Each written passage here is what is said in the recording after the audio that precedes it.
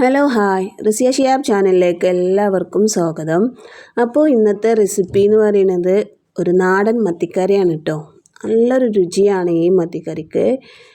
ഇതിൻ്റെ രുചി വേറൊരു ലെവലാണ് കേട്ടോ.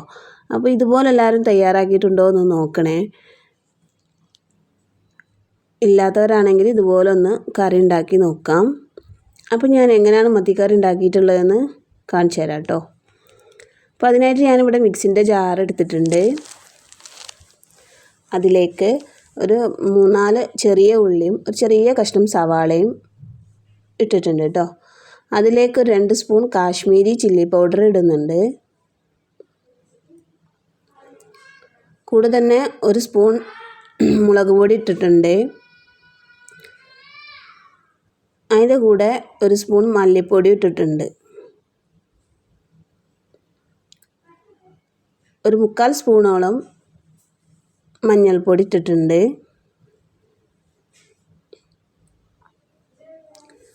കുറച്ച് വെള്ളം ഒഴിക്കാം. ഇതൊന്ന് അടിച്ചെടുക്കാം കേട്ടോ. നല്ല രീതിയിലൊന്ന് അടിച്ചെടുക്കണം. ഇപ്പം ഞാൻ ഇവിടെ നല്ല രീതിയിലൊന്ന് അടിച്ചെടുത്തിട്ടുണ്ട്. ഇനി ഈ മിക്സിൻ്റെ ജാറിൽ തന്നെ ലേശം വെള്ളം ഒഴിച്ച് കൊടുക്കണം കേട്ടോ. കുറച്ച് വെള്ളം ഒഴിച്ച് കൊടുത്താൽ മതി. അതിൻ്റെ കൂടെ ഞാനൊരു 2 തക്കാളി ഇട്ട് കൊടുക്കുന്നുണ്ട് കേട്ടോ. ഇനി ഇതൊന്ന് നല്ല അരച്ചെടുക്കണം. ഇനി കറി ഉണ്ടാക്കുന്ന പാത്രം ഞാൻ അടുപ്പത്ത് വെച്ചിട്ടുണ്ട്.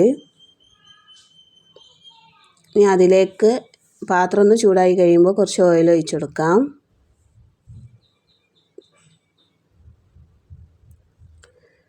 ഇനി അതിലേക്ക് ഇഞ്ചി വെളുത്തുള്ളി പേസ്റ്റ് ചതക്കിയതാണ് കേട്ടോ. ആ ഒന്ന് ഇട്ട് കൊടുക്കുന്നുണ്ട്.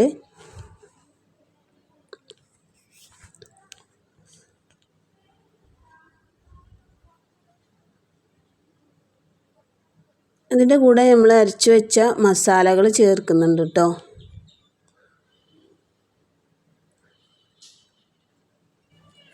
മസാല ചേർത്തതിന് ശേഷം കുറച്ച് നേരം ഒന്ന് നന്നായി വഴറ്റിയെടുക്കാം.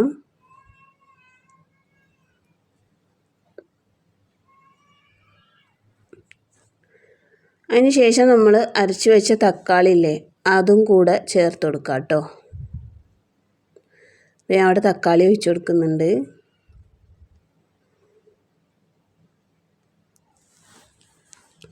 ഇനി അതും കൂടെ ഒന്ന് മിക്സ് ചെയ്ത് കൊടുക്കാം.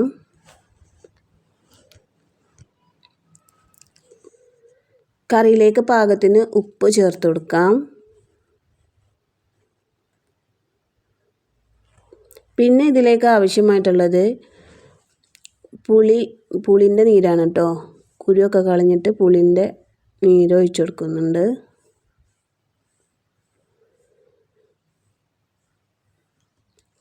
ഇനി കറി നന്നായി ഒന്ന് തിളച്ച് വരുമ്പോൾ അതിലേക്ക് മീനിട്ട് കൊടുക്കാം കേട്ടോ.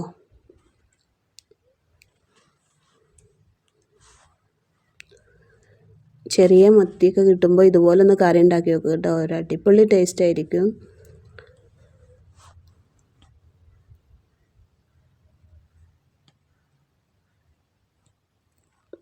അപ്പോൾ ഇതൊക്കെ ഒന്ന് മിക്സ് ചെയ്ത് കൊടുക്കാം മീനിട്ടതിന് ശേഷം. എന്നിട്ട് ഇതൊന്ന് മൂടി വെച്ച് കൊടുക്കാം കേട്ടോ. മൂടി വെച്ചിട്ട് നല്ല തിളപ്പിച്ചെടുക്കാം കറി.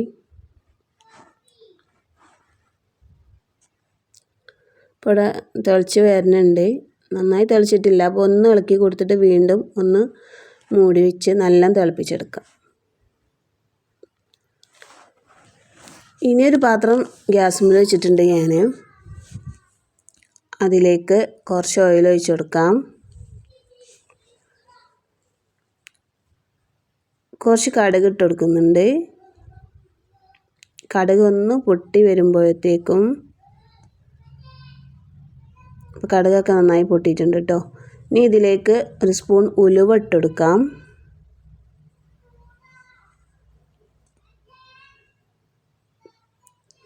കൂടെ തന്നെ ചെറിയ ഉള്ളി ചെറുതായി അരിഞ്ഞിട്ട് കൊടുക്കാം. ഒരു 3-4 പച്ചമുളക് ചെറുതായി അരിഞ്ഞത് ഇട്ട് കൊടുക്കാം.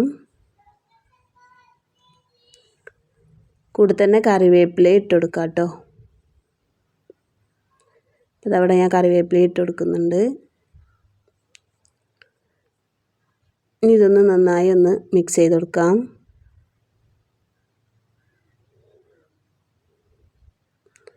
അതിനുശേഷം തിളച്ച കറിയിലേക്ക് ഇതൊന്ന് ഒഴിച്ചു കൊടുക്കാം കേട്ടോ. വളരെ നല്ല കുറുകിയ ഒരു കറിയാണ്. എല്ലാവരും ഒന്ന് ട്രൈ ചെയ്ത് നോക്കാം. ചാനൽ ആദ്യമായിട്ട് കാണുന്നവരാണെങ്കിൽ ഒന്ന് സബ്ബൊക്കെ ചെയ്യും കേട്ടോ.